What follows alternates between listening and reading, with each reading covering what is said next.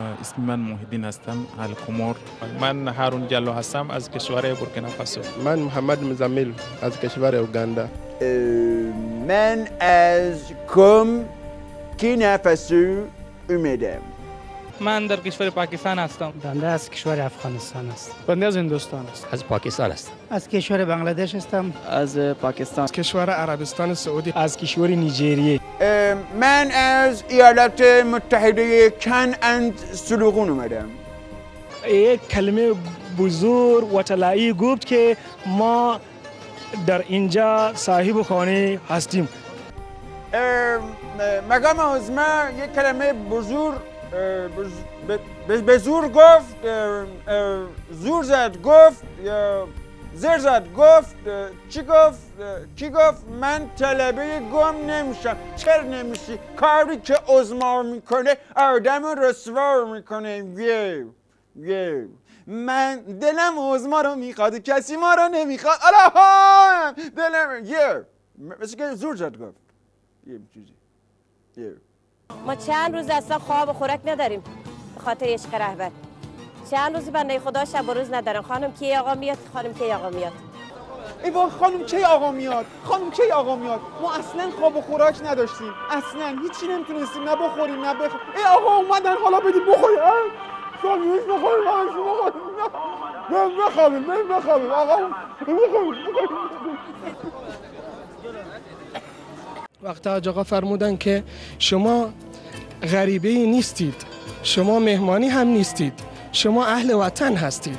واقعا کل طلبه از کل جهان تقریبا 100 کشور طلبه از 100 کشور آمدن.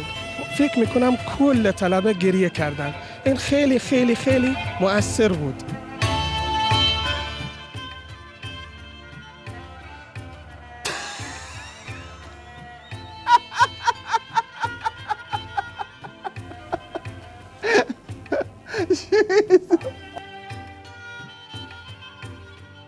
بابا ما که جز اون 100 تا کشور نیستیم که. حالا اینا عبدالله نمیدونن، ما که طرفو میشناسیم. یکی از مسائلی که ایشان اشاره فرمودن مسئله صبر و بردباری بود. آقا سر میکروفون رو بیار پایین. من از کشور لیلیپوتا اومدم مقام عظمای گالیور رو ببینم. گالیور عظما نقشه گنجورت کن بیاد. مهمترین چیزهایی که بهشون اشاره کردن این بود که ما باید در تمام مراحل زندگی در تحصیلاتمون باید صبر داشته باشیم. ما از هند آمدن کرده ہے، زندگی رها کرده ہے، پول ثروت شو هندی امیتابھ بچن ویجی همه چیز رها کرده ہے. آمد اینجا چون تو کم کسی مقام عظما تحویل نگرفت، ما خودمان تحویل گرفت و برد. آنجا در هند مقام عظما زیاد هست. آنجا در هند او را میپرستن، همه میگویند بله، حضور اصلی و میزبانان اصلی طلاب و روحانیون و علما و مراجع هستند. حسین هم میارید فردا؟ بله، الان آماده باشه حسین آقا. بابا آماده باش دارم، زود باش، الان یه آزاد باش میشم. سلام علیکم. چیه این ببینم؟ الان نزدیک پل فرهنگ هستم. انتهای خیابان میشه بخونیدش؟ یعنی با چینی؟ با چینی بخونید. خامنه ای 我们爱你 یعنی امام خمینی ما همه شما را دوست دارم. چیه این ببینم؟ من چینی هستم، دارم به خط چینی برای مقام عظما می نویسم. از بعد چینی هم چشمام دیده نمیشه. میشه بخونیدش؟ به چینی میخوانم.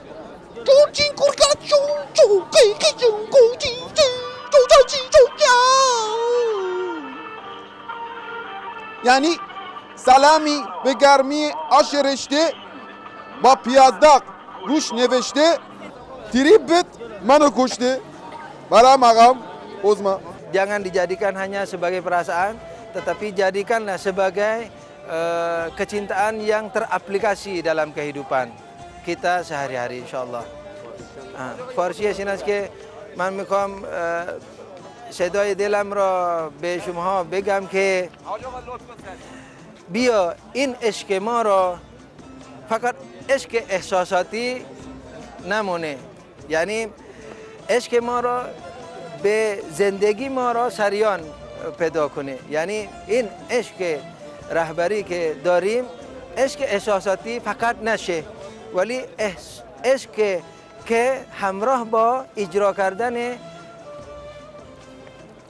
یعنی عشق که همراه با اجرا کردن است، نمایش کردن است در طول زندگی ما، در هر چیزی باشه. Kaç baş, laç baş, baş, beç buç, menç buç, beç buç, seç buç, buç, çöçen. یعنی من هم به مقام عظما اشک داشت، اشکنه داشت یه چیزی، مقام عظما اشک یعنی عشق کوچک. حالا میخوام صدای دلم رو به شما بگم که با شما صحبت بکنم. مردیم از گشنگی، عشق مقام عظما رو بذار لای نون بخوریم. حالا صدای دستم رو به شما بگم، ببینم مقام عظما چیزی کف دستمون میذاره یا نه. حالا صدای کمرم با شما صحبت کن. عشق مقام عظما چقدر کمر شکنه. ای آخ، بقیه اعضا و جواره بدنم صداشون گرفته، بدن ضبط میکنم میفرستم برای مقام عظما ایشالله.